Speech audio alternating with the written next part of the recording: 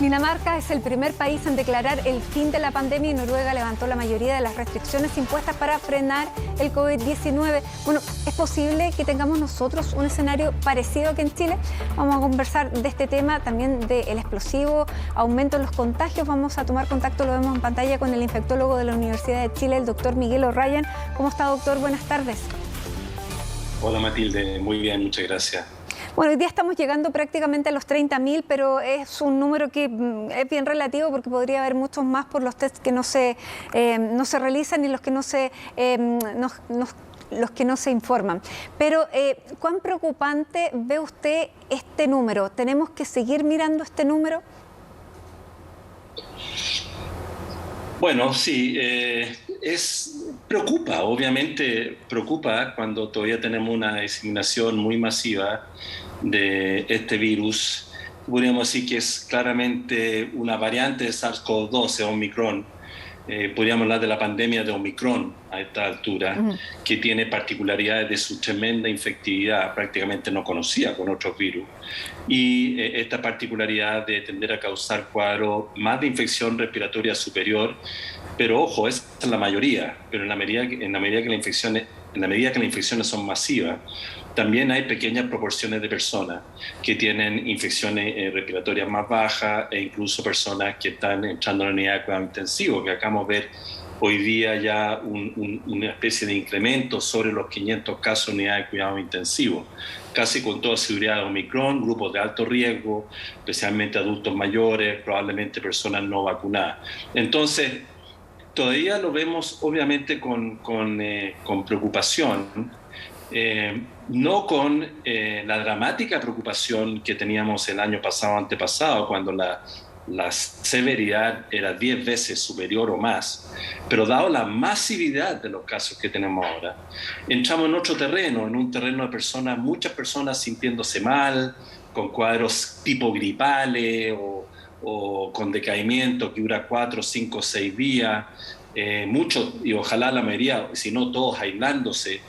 Todo eso va creando, obviamente, una alteración sostenida aún de la vida en el país, y estamos mirando de cerca qué pasa con las unidades de cuidado intensivo, que muestran, como era esperable, un pequeño aumento, no tan pequeño en realidad, ya llevamos cerca de 100 casos, pero sabiendo que no nos vamos a acercar a los 2.000, 2.500 casos del año pasado por esta variante. Entonces, este es el nuevo escenario.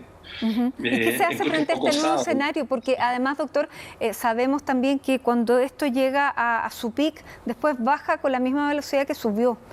¿Cuándo podríamos nosotros inferir que pudiéramos llegar a ese pic? Cuando el R efectivo llegue a un número determinado, ¿cómo podemos, digamos, prever o pensar que estamos ya cerca de ese punto? Es difícil decirlo en esta masividad de infección y donde los testeos van variando de alguna manera porque no empiezan a alcanzar los test, entonces empieza a cambiar la dinámica de quién se testea. Entonces es más difícil interpretar el porcentaje de positividad. Pero uno podría decir que razonablemente, con el tremendo nivel de tasa de infección que estamos teniendo ahora, en algún lugar en las próximas 1 o 2 semanas, deberíamos llegar a una cierta estabilización. Y de ahí ocurren estas caídas súbitas, que también son bastante sorprendentes, que es una sumatoria de factores. ¿Y por qué, doctor, cae tan rápido? Ese, como uno no se lo explica. Sí. Es una sumatoria de factores que tiene que ver entre que un buen porcentaje de la población o un porcentaje sustantivo de la población o ya se infectó o tiene una inmunidad conferida por vacuna suficiente para evitar la infección, que claramente para Omicron disminuye con las vacunas. Está lleno de gente vacunada que están siendo infectadas por Omicron, no hay duda. Sí. Ahora, la buena noticia es que la gran mayoría tiene infecciones leves, mientras más vacunas, más leve es la infección. Pero esa es la realidad con Omicron, y esta caída entonces obedece a las personas que están infectadas. Claramente las que se infectan con Omicron están aún más protegidos, porque la probabilidad de que se vuelvan a reinfectar con Omicron después no es imposible, pero va disminuyendo la probabilidad. ¿Pero qué inmunidad a la Omicron es equivalente a una vacuna o no? Todavía no podemos calcular eso?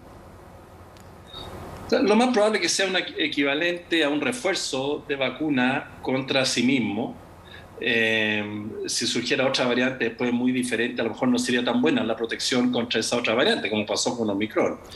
Lo buena noticia es que cada variante que va surgiendo tiende a ser más leve y tiende a afectar el tracto respiratorio superior. Y mientras más alto sea la infección, menos eficientes son las vacunas en evitar la infección. Las vacunas son más potentes para evitar la infección grave, cuando quiere pasar la vía respiratoria e ir al tracto sanguíneo, al pulmón profundo. Ahí el sistema inmune, cuando está bien preparado con vacunas, protege de una manera bastante más significativa. Así que ese es el escenario. Uno puede esperar entonces que vamos a seguir teniendo muchos casos y tenemos que aprender a convivir con ellos, y de ahí la discusión de cuáles son las estrategias que hay que hacer para prevenir en relación a los objetivos sanitarios que queremos cumplir. Los objetivos sanitarios siempre han sido fundamentalmente evitar muertes, después evitar ocupamiento de unidades de cuidado intensivo, y ahí vamos bastante bien por ahora.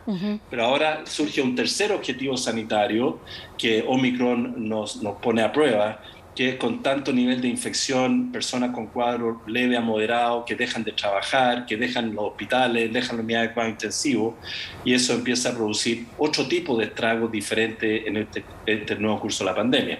¿Cómo enfrentarlo? No es fácil porque están las estrategias de países como Dinamarca y Noruega que dijeron, ¿sabe qué más? Ellos están en invierno, eso sí, la típica caída que empieza a verse en invierno, que también se ve acá, y probablemente va a seguir así, y ellos pronostican, si va a seguir cayendo, la población ya no aguanta más restricciones, liberalicemos todo y que se infecten los que faltan por infectarse, y que eso sirva para ir controlando la pandemia. Es riesgoso. Es riesgoso, doctor, pero hay un punto ahí, porque tanto en Dinamarca y afortunadamente también en Chile, claro, no nos podemos comparar porque tenemos ingresos distintos, pero tenemos el mismo acceso a las vacunas. Hoy día aquí en Chile el que no se ha vacunado es porque no quiere, porque la vacuna está a disposición. Desde esa perspectiva, llevar todo a la responsabilidad de los ciudadanos, ¿puede ser una alternativa o no? Tendría que ser un acuerdo societario, ¿no? Y depende mucho de la sociedad, no es una fácil decisión, porque si uno avanzara en ese camino, y las personas dejaran de tener los cuidados básicos que todavía vemos en nuestra población, que es un uso masivo de la mascarilla, el pase de movilidad, mantener ciertos aforos, claramente van a incrementar los casos. Y los incrementos de casos, sí, una mayoría va a ser leve a moderado, pero mientras más casos hay, también empiezan a aparecer personas que van a caer en unidad de cuidado intensivo, que ya lo estamos viendo, y empiezan a haber personas fallecidas también. No en un número estratosférico como el año pasado, pero hay. Entonces la pregunta es, ¿nosotros queremos que eso ocurra? Y para evitarlo, bueno, también está al otro lado. ¿Cuán extremos deben ser las medidas? Beijing, por ejemplo, o China, se va al extremo de no tener casos COVID, con lo cual cierran ciudades enteras por 2-3 semanas, al cabo de 2 años. Eso no se podría hacer a mi manera de ver ya a esta altura en nuestro país.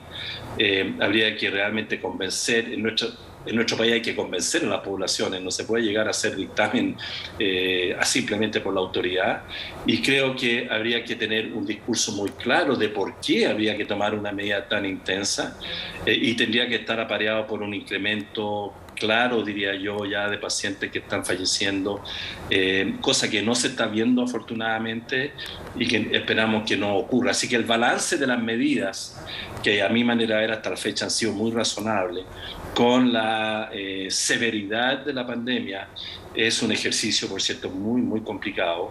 No hay verdad absoluta, pero hay que tratar de llegar a los máximos acuerdos posibles. Sin duda, doctor. Es un acuerdo, un pacto social. Ahora, viendo también cómo se ha enfrentado y cómo la población ha enfrentado respecto a la vacunación y al uso de la mascarilla, ¿usted diría que Chile ha sido uno de los países que ha tenido un buen comportamiento? Sí, yo creo que sin duda, arriba del 90% de la población ya con dosis de refuerzo, vacunación pediátrica, y la población que responde, el uso de mascarilla bastante masivo, los pases de movilidad que en general se respetan. Yo creo que son 3 medidas que muestran que nuestra población ha estado a la altura. Ahora, que eso no haya permitido un control completo, absoluto de la pandemia hasta ahora. Bueno, así es la pandemia, pero que no ha permitido ir mucho mejor de lo que nos podría haber ido si no hubiéramos hecho eso hay muy poca duda. Así que sí, Matilde. Doctor, hoy día hay gente que está tomando decisiones porque estamos en cambio de mes, muchos quieren irse de vacaciones, pero están dubitativos porque hay regiones que tienen una positividad del 30%. ¿Cuál es su recomendación frente a este escenario? Bueno, es finalmente una decisión individual. Lo primero es estar todo cuidado con la vacunación. Si uno no está vacunado, especialmente si hay grupo de riesgo, tiene que saber claramente que son las personas que están en mayor riesgo, vayan y salgan de la casa, van a estar en este minuto en riesgo. Y aún dentro de la casa, porque las personas llegan y la posibilidad de producir brote dentro de la casa es importante. Así que lo primero, tenemos que estar todos al día, ojalá ese 1.900.000 personas vayan incrementando su vacunación. De ahí, la decisión de salir, todos sabemos, llevamos casi 3 años, la necesidad del descanso es fundamental. Hay que hacerlo, pero hay que hacerlo de una manera lo más cuidadosa posible. Y en ese sentido, tratar de ir con los grupos familiares. Toda persona que tenga síntomas, las personas que más van a contagiar son los sintomáticos. En este momento, si uno empieza con un cuadro de dolor de garganta, con un cierto grado de decaimiento, un poquito de febrícula, lo más probable es que sea Omicron. Hay otros virus dando vuelta también, pero lo más probable es que sea Omicron.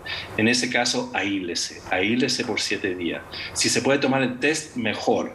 Pero si no se lo puede tomar, aíslese por 7 días y retarde su viaje.